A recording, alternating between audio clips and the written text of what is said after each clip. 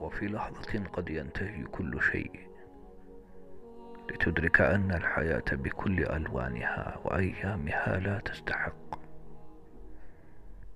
ابدأ من الآن واعمل للشيء الذي يستحق، واسأل نفسك دوما: ماذا بنيت في دارك الآخر؟ نحن هنا اليوم ولا نعلم أين سنكون غدا.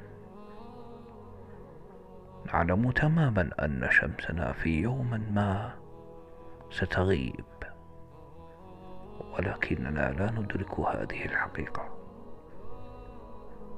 إن لم تعمل اليوم فمتى ستعمل؟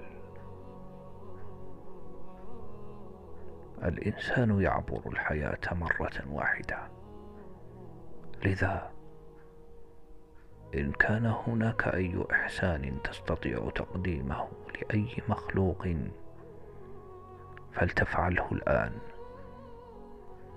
لأنك لن تمر من هذا الطريق مرة أخرى.